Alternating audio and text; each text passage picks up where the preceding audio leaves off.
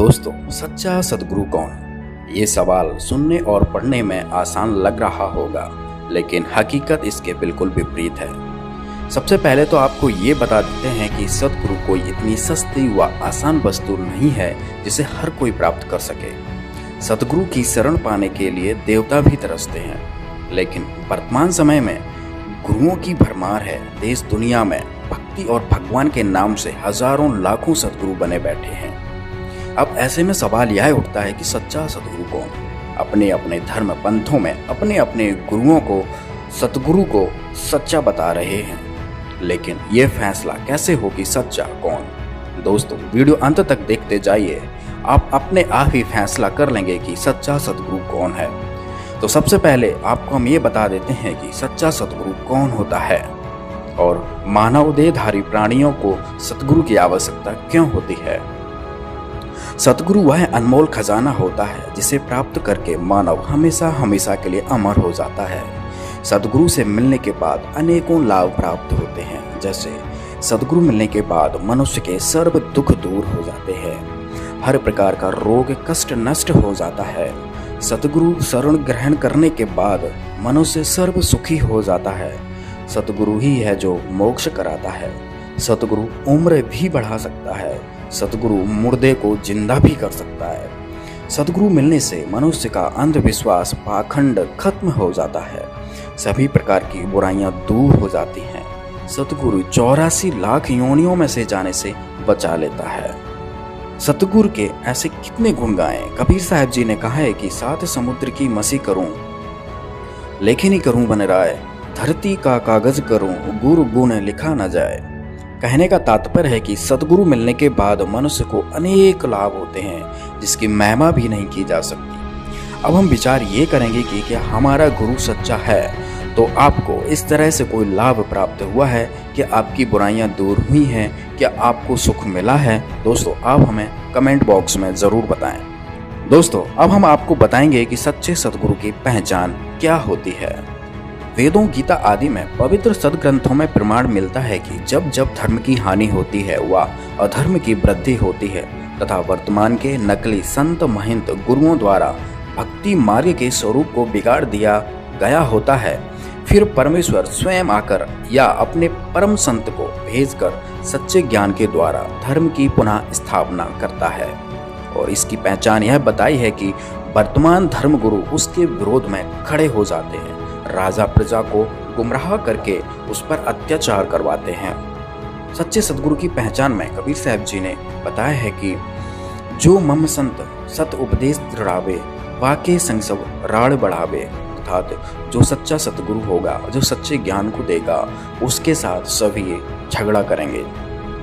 दूसरी पहचान है कि सच्चे सद्गुरु को सभी धर्म ग्रंथों का ज्ञान होता है। गरीबदास जी अपनी वाणियों में कहते हैं कि सतगुरु के लक्षण कहूँ, मधुरे बैन विनोद, 4 वेद 6 शास्त्र कहें 18 बोध। अर्थात जो सतगुरु होगा उसको सभी शास्त्रों का, सभी धर्म ग्रंथों का, जितने भी दुनिया में सदग्रंथ हैं, सबका ज्ञान होता है। तीसरी पहचान बताई है कि सच्चा सतगुरु एक दिन में 3 समय की साधना बताता है। इसका प्रमाण यजुर्वेद अध्याय 19 मंत्र 26 में प्रमाण मिलता है। चौथी पहचान बताई है कि जो सच्चा सद्गुरु होगा वो 3 प्रकार के मंत्रों को 3 बार में उपदेश करेगा। इसका विवरण गीता जी में भी है, कबीर सागर में भी है और वेदों में भी है। पांचवी पहचान बताई है जो कि सबसे महत्वपूर्ण है और बहुत ही आसान है, जिससे आप नकली और असली की पहचान कर सकते हैं। कबीर साहब जी बता रहे हैं, संतो सतगुरु मोय भावे, जो नैनन अलख लखावे, ढोलत डिगे न बोलत विसरे, सत उपदेश दृढ़ावे, आँखें न मूंदे कान न रूंदे, ना अनहद उलझावे, प्राण पूंज क्रियाओं से न्यारा, सहज समाधि बतावे। अर्थात जो सच्चा सद्गुरु होगा वो किसी भी प्रकार का कीर्तन, नाच गाना, मेडिटेशन, आंख बंद करवाना, कान बंद करवाना, श्वासों के द्वारा क्रियाएं करवाना, ये कुछ नहीं बताएगा। छठवीं पहचान बताई है कि सच्चा सद्गुरु वह होता है जो आपको 2 अक्षरों की जानकारी देता है। जय पंडित तू पढ़िया, बिना 2 अक्षर 2 नामा, प्रणवत नानक एक लंघाए, जे कर सच समावा। तो इधर गुरु नानक जी बता रहे हैं कि जो सच्चा सद्गुरु होगा वो आपको 2 अक्षर की जानकारी देगा। कबीर साहब जी ने भी कहा है कहें कबीर अक्षर दो भाख, होगा खसम तो लेगा राख। ये भी सच्चे सदगुरु की पहचान बताई है। सातवीं पहचान बताई है कि जो गीता अध्याय 15 के पहले श्लोक में लिखा हुआ है, जो इस संसार रूपी उल्टे हुए वृक्ष की संपूर्ण जानकारी दे देगा, वह सच्चा सतगुरु है। सतगुरु की और भी कई पहचान बताई गई हैं, लेकिन अभी हम इन्हीं बिंदुओं के आधार पर सच्चे सतगुरु की तलाश करेंगे। सच्चे गुरु की तलाश में दुनिया भर के गुरुओं की लिस्ट बनाई और उनके समर्थकों के साथ संपर्क साधा। हमारे शास्त्रों में जो सच्चे सतगुरु की पहचान बताई है, वो एक एक से सभी धर्म गुरुओं पर फिट बैठाने की कोशिश की, तो एक महापुरुष को छोड़कर सतगुरु की पहचान किसी पर भी फिट नहीं होती है। कोई मेडिटेशन करवाता है तो कोई नाच गाना करवा के भजन कीर्तन करवाता है, और इन गुरुओं में से कोई भी 3 बार की साधना नहीं बताता है और 3 बार में कोई मंत्र नहीं देता है। इन सभी धर्म गुरुओं का कोई भी जनता द्वारा ज्ञान का विरोध नहीं किया गया, और इनमें ऐसा कोई भी गुरु नहीं था जिसको 4 वेद, 6 शास्त्र, 18 पुराण, कुरान, बाइबल आदि सभी धर्म ग्रंथों का ज्ञान हो या ज्ञान खोला हो। और इनमें से ऐसा कोई भी नहीं था जिसको 2 अक्षर का भेद हो, जिसको 2 अक्षर की जानकारी हो। दूसरी तरफ सच्चे सतगुरु की पहचान में संत रामपाल जी महाराज पर एक एक पॉइंट सही फिट बैठा। तो आइए देखते हैं। जो सबसे पहला पॉइंट कि जो सच्चा सतगुरु होगा उसके साथ लोग झगड़ा करेंगे, उनके ज्ञान का विरोध करेंगे। तो संत रामपाल जी महाराज जी के साथ ही ऐसा हुआ है कि आज तक संत रामपाल जी महाराज के ज्ञान का विरोध हमेशा नकली संतों, महंतों के द्वारा होता आया है।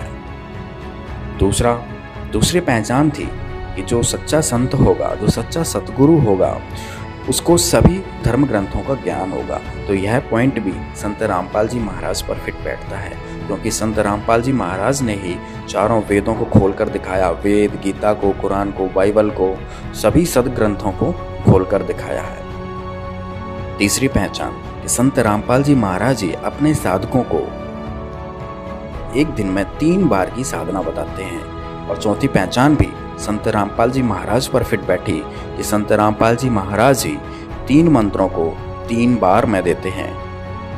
पांचवी पहचान, संत रामपाल जी महाराज ना मेडिटेशन करवाते हैं, ना भजन कीर्तन, नाच गाना करवाते हैं, ना आंख कान बंद करवाते हैं, और ना भी किसी प्रकार की श्वास की क्रियाएं करवाते हैं। वो मंत्रों को देकर एक सहज समाधि, सहज भक्ति बताते हैं। छठवीं पहचान भी संत रामपाल जी महाराज पर सटीक बैठी कि संत रामपाल जी महाराज ने ही अपने साधकों को, अपने भक्तों को, दुनिया को बताया कि जिसके पास 2 अक्षर का मंत्र सतनाम नहीं है, उसका मोक्ष नहीं हो सकता, क्योंकि सतनाम ही है जो मोक्ष में सहायक होता है। सतनाम के बाद फिर सार नाम व शब्द मिलता है।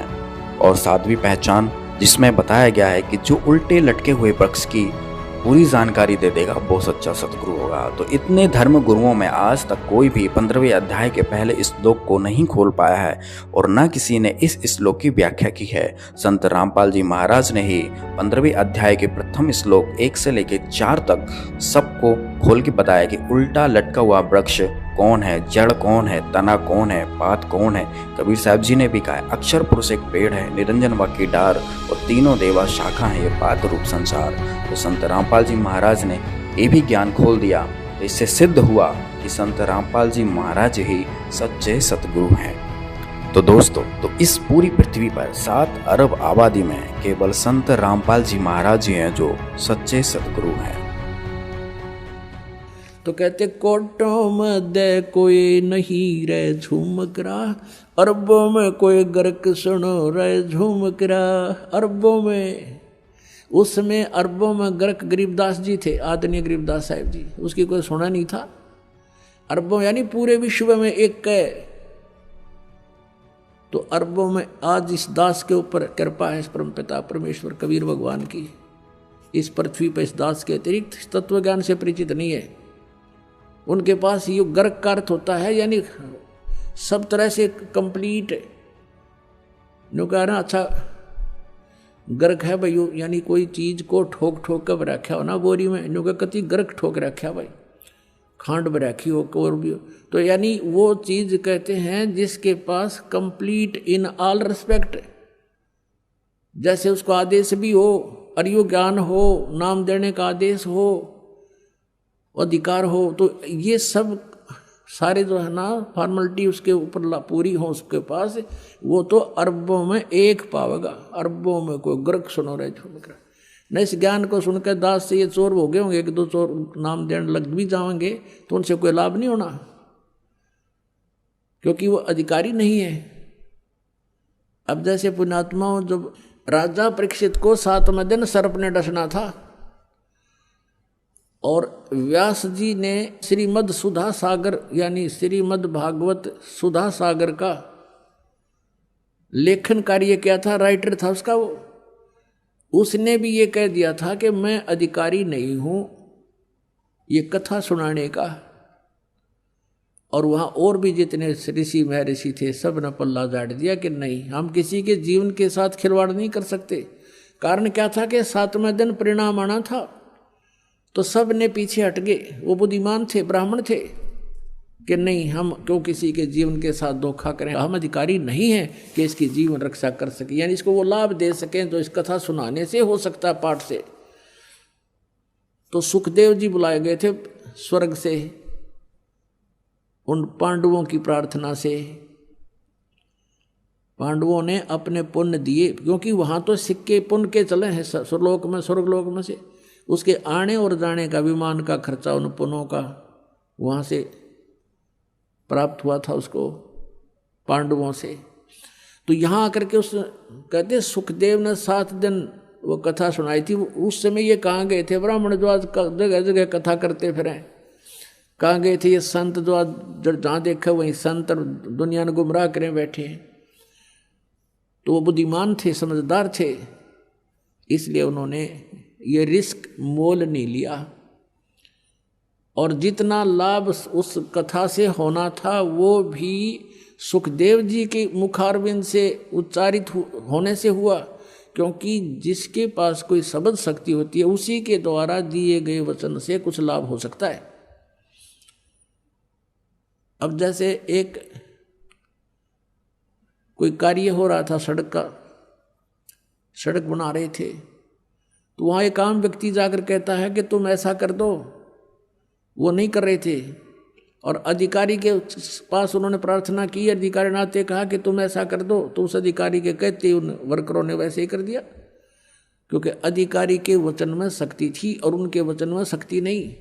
तो ऐसे ही परमात्मा से जो कनेक्टेड है, सरकार का जो व्यक्ति हो गया यानी जो उसका नौकर है, उससे ही आगे काम हो सकते हैं, आम व्यक्ति के कहने तो वो कार्य नहीं हो सकते, इतना समझ लेना। तो इस प्रकार हम अब जो कथा करते पढ़ते हैं, तो गरीबदास साहब ने कहा था ये पैसे ऊपर नाच सुनो रहा जो मकरा, इन्हें कथा से कोई लेना देना नहीं, पैसे चाहिए इनको।